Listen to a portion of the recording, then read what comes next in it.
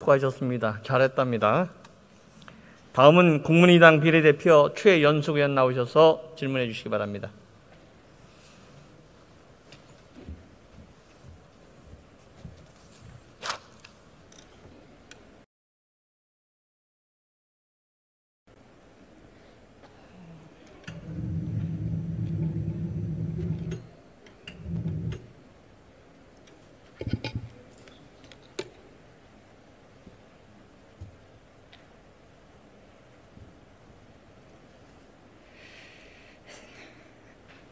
존경하는 국민 여러분, 방백석 국회의장님과 선배 동료 의원 여러분, 정세균 국무총리와 국무위원 여러분, 국민의당 최연숙입니다.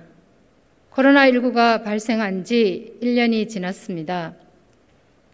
지금도 방역 현장에서 코로나 확산을 막기 위해 애쓰시는 많은 의료진들과 공무원 여러분들, 이 어려운 시국을 높은 국민의식으로 참고 견뎌주신 국민 여러분께 진심으로 감사드립니다. 서해 유성룡 선생님께서는 전쟁을 대비하지 않고 평화를 누리지 마라고 말씀하셨습니다. 초기 대응이 늦어져 확산된 코로나19를 극복하고 일상생활과 경제를 회복하는 것은 문재인 정부의 최대 과제입니다. 저는 국민을 대리하는 국회의원으로서 오늘 이 자리에 서 있습니다. 총리님께 질문 드리겠습니다.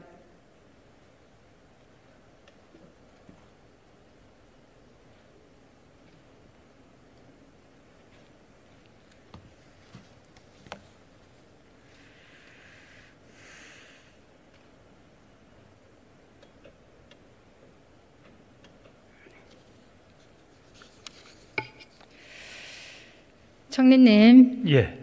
작년 대구 계명대 동산병원에서 뵙고요. 네. 국회에서 이렇게 뵙게 되어서 반갑습니다. 예. 늦게나마 고생 많이 하셨습니다.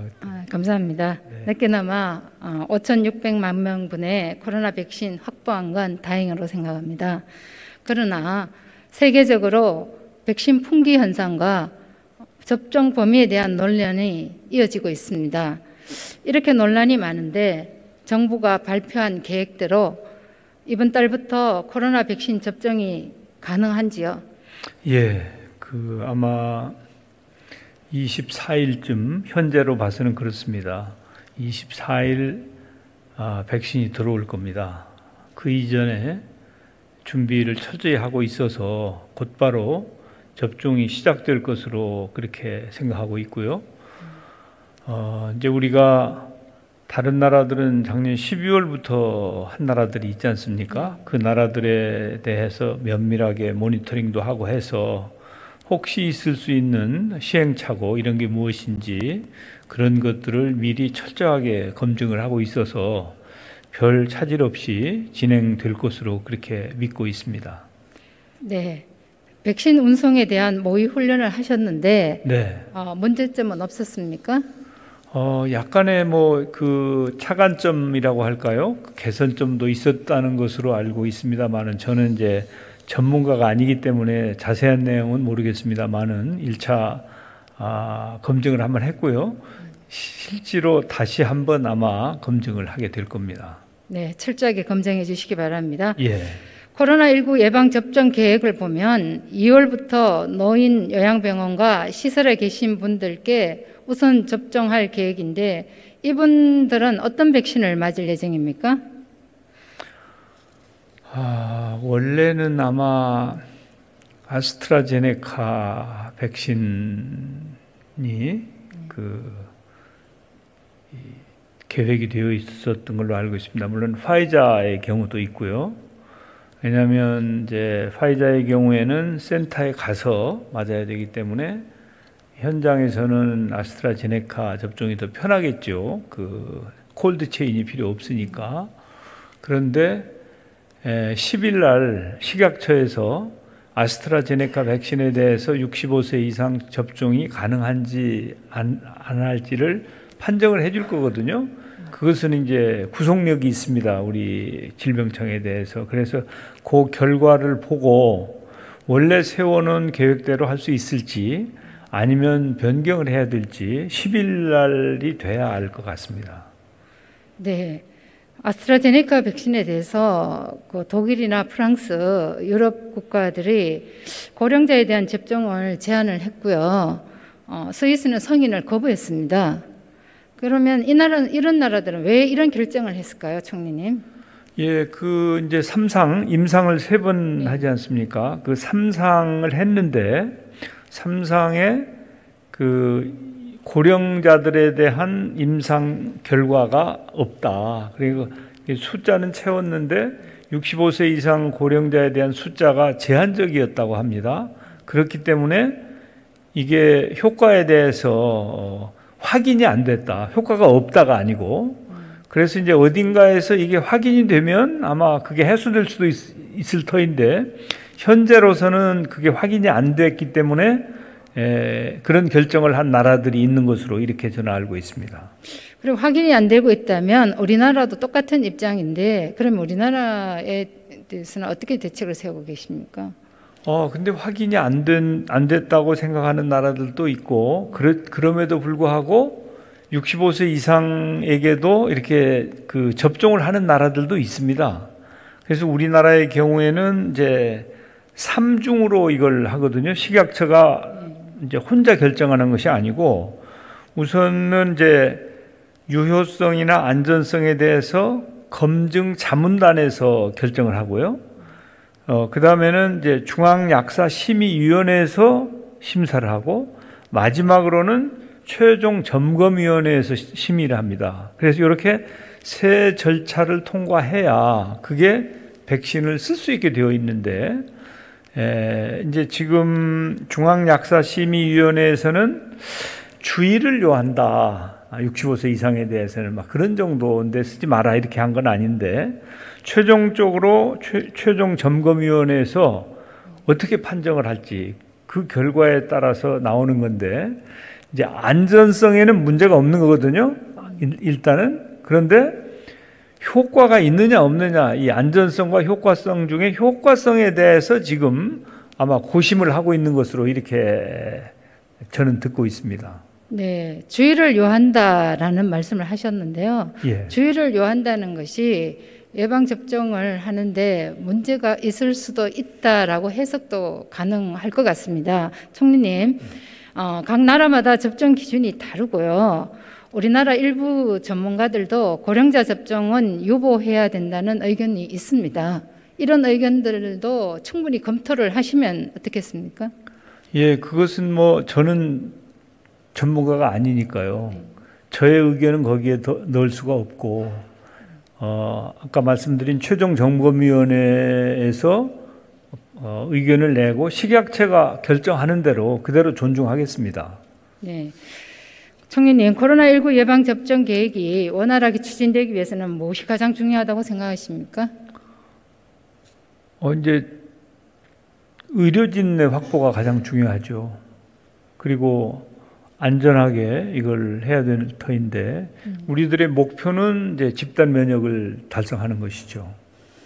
네, 본 의원은 국민들의 참여라고 생각을 합니다. 예, 그렇죠. 예, 그건 기본이죠. 예. 네. 한 여론조사 결과에 따르면 20, 30대 코로나 백신 접종 의향은 32%에 불과하고요. 백신 선택권이 없다는 방역당국의 입장에 동의하지 않는다는 답변이 42%나 됩니다. 문제가 있어 보이지 않습니까? 저는 우리 젊은 세대도 백신에 좀 접종을 할 수 있도록 적극 권유를 하고 노력을 해야 된다고 생각하고요. 근데 이 선택권은 그건 어쩔 수 없는 것인 것 같습니다. 이제 4종 내지 5종의 백신이 오는데 그리고 이제 2번 접종하는 것도 있고 한 번 접종하는 것은 그 중에 하나 얀센만 한 번 접종하는 것이거든요.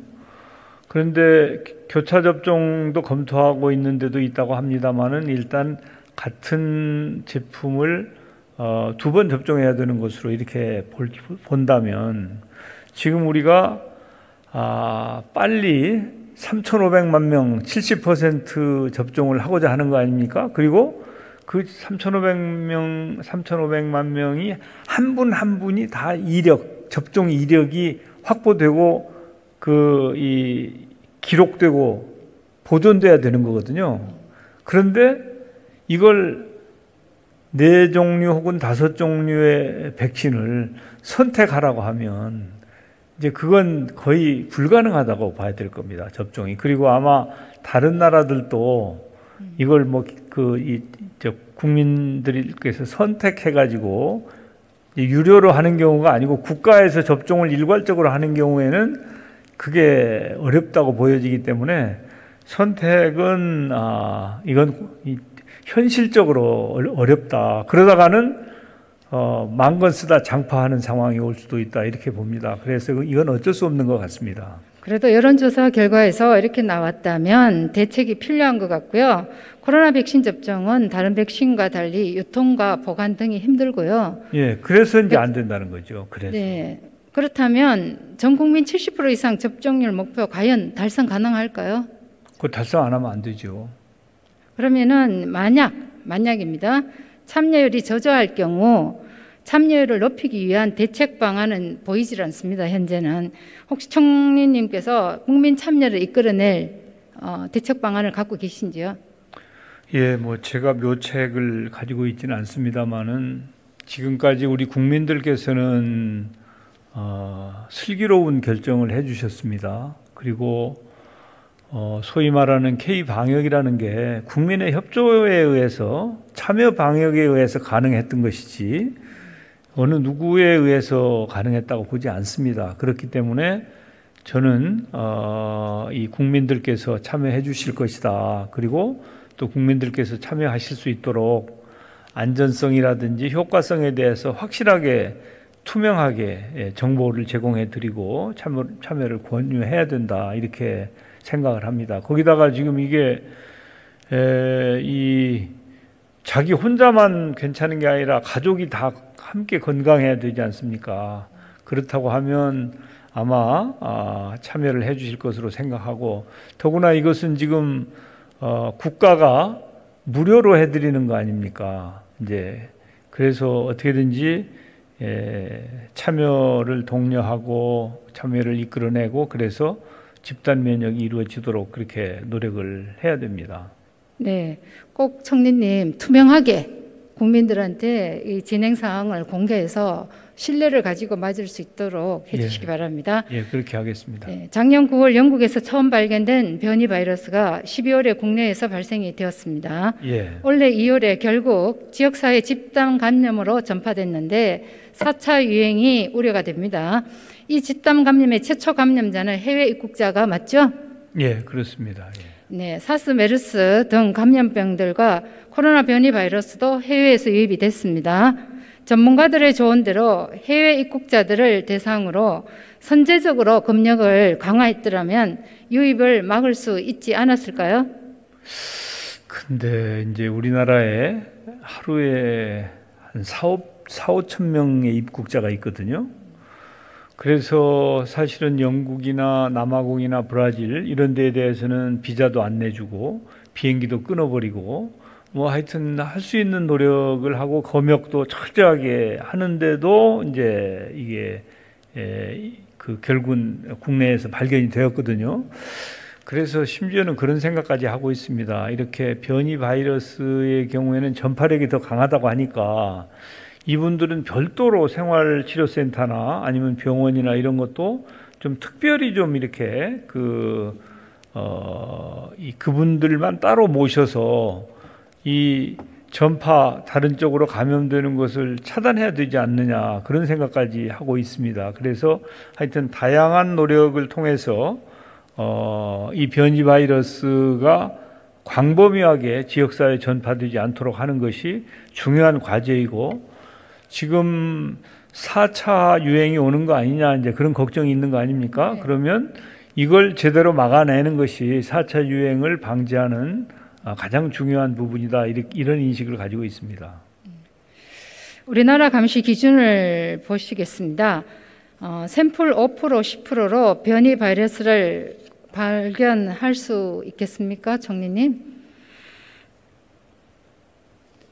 예, 뭐 지금 그 우리 방역 당국은 이제 해외 입국자들이나 이 바이러스에 대해서 신속하게 검증을 하고 상황을 파악하고 하는 것은 가히 세계 최고 수준이다. 저는 그렇게 판단하고 있어서 이제 이걸 그 봉쇄를 하지 않는 한 완전히 막을 수는 없지만 그러나 그냥 구멍이 뚫려서 제대로 감당이 안 되는 그런 상황은 우리가 가지 않을 수 있다. 이런 자부심을 갖고 있습니다. 그런데 총리님, 검사 기준이 낮아서 변이 바이러스 최초 감염자를 발견하지 못한 것 같습니다. 변이 바이러스를 조기 발견하기 위해서는 해외 입국자 대상 감시 기준을 높여야 되지 않겠습니까? 지금 보시면은 너무 낮은 것 같은데요. 예, 그 부분은 이제 한번 그 질병청에 그 검토를 해보도록 권유를 하겠습니다만은 그런 부분에 대해서는 그냥 이렇게 안이하게 생각하고 있는 것 같지는 않습니다. 네. 그리고 변이 바이러스가 지역 사회에 전파된 만큼 확산도 저지를 해야 됩니다. 현재 코로나19 확진자 중 일부만 변이 바이러스 검사를 하고 있는데 이 비율을 높여서 빨리 검사를 해야 된다고 생각합니다. 총리님 생각 어떠세요? 예, 뭐 저야 뭐 전문가가 아니라서 잘 모르죠. 그렇지만은 그런 아마 오늘 그 의원님께서 질문하시는 내용을 우리 방역 당국에서 같이 보고 있을 거라고 생각하기 때문에 그런 그 지적을 해주시면 그런 부분들은 다 검토가 되고 또 나름대로 반영하기 위한 노력을 할 거라고 생각합니다. 네, 어제 기준으로 우리나라 변이 바이러스 확진자가 51명입니다. 계속 증가하고 있는데 현재 NGS 검사가 가능한 곳은 질병관리청을 포함한 2곳뿐입니다. 검사 결과가 나오는데도 일주일이나 걸립니다. 알고 계십니까? 예, 그건 처음 듣습니다. 예. 네.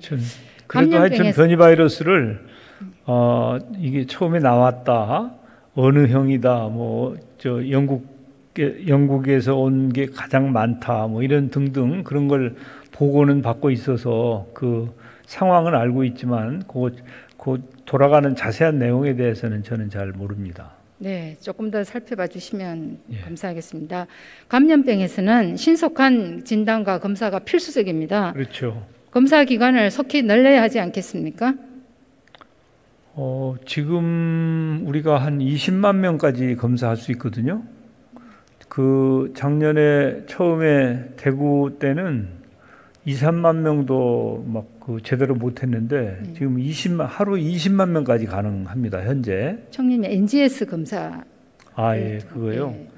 예, 그건 제가 아까 말씀드린 것처럼 질병청에서 지금 보고 있을 테니까 아마 의원님 말씀에 대해서 잘 판단하리라고 생각합니다.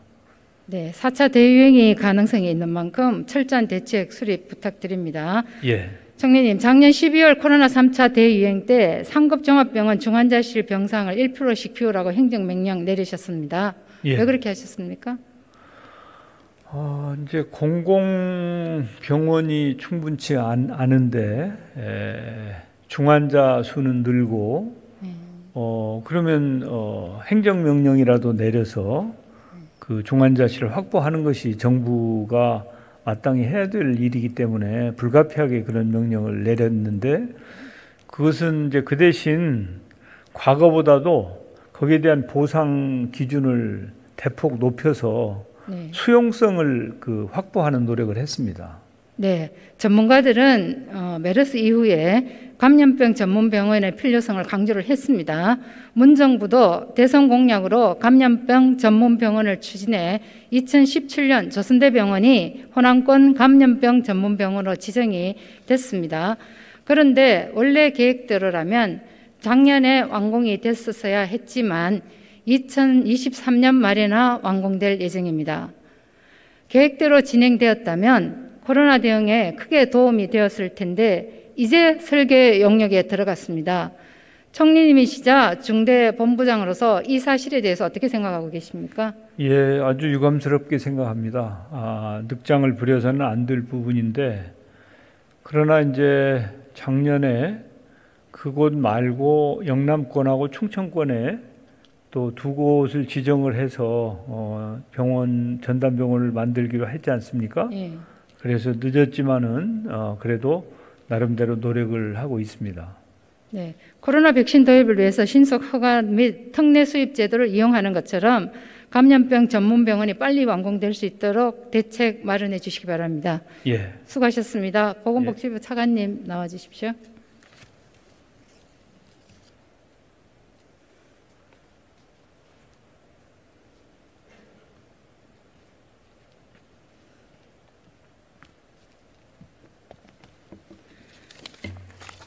차관님, 코로나 의료 현장에서의 가장 큰 문제점은 뭐라고 보십니까?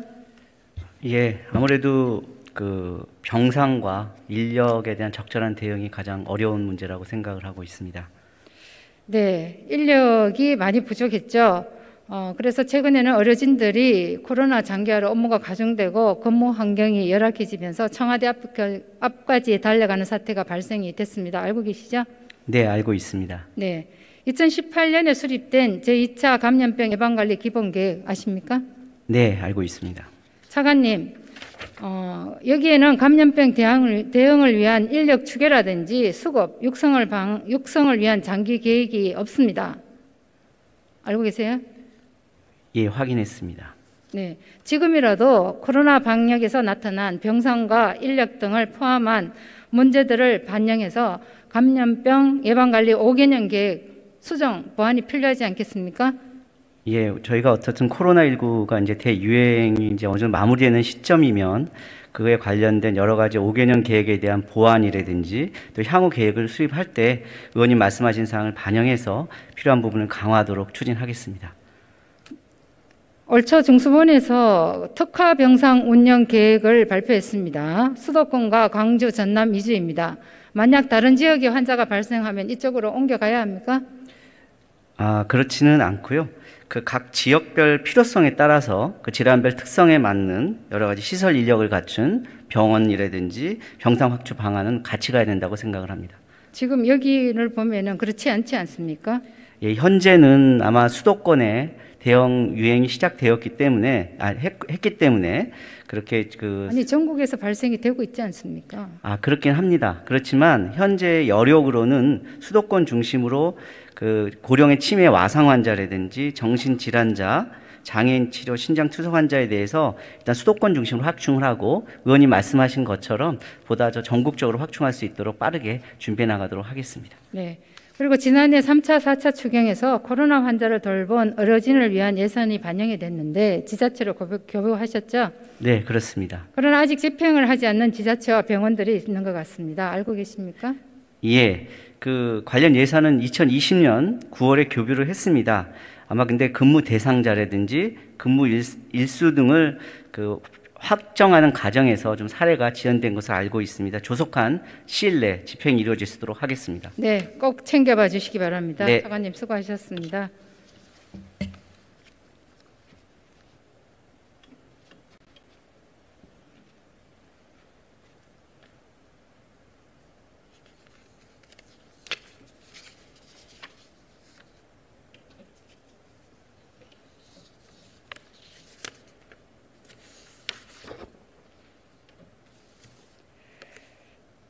코로나19 사태 초기 저는 현장에 있었습니다.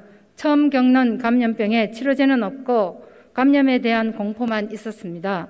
38년 차 간호사인 저도 무섭고 두려웠지만 동료들과 격려해 주시는 국민들이 계셔서 이겨낼 수 있었습니다. 그때를 회상하면 지금도 가슴이 뭉클합니다. 사스, 신종플루, 메르스 그리고 코로나19까지 감염병은 계속 반복되고 전문가들은 코로나 4차, 5차 대유행을 예고하고 있습니다. 과거는 성찰의 거울이자 미래를 여는 열쇠입니다. 같은 실수를 반복하지 않는 것은 미래를 위한 시작입니다. 그 시작은 의료 현장과 국민을 살피는 데서 출발합니다. 경청해 주셔서 감사합니다. 새해 복 많이 받으십시오.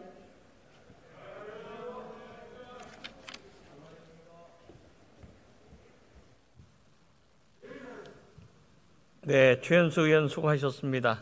여야로부터 잘했다는 말씀 나왔습니다. 마지막으로 서울 광진갑 출신의 더불어민주당 전혜숙 의원 나오셔서 질문해 주시기 바랍니다.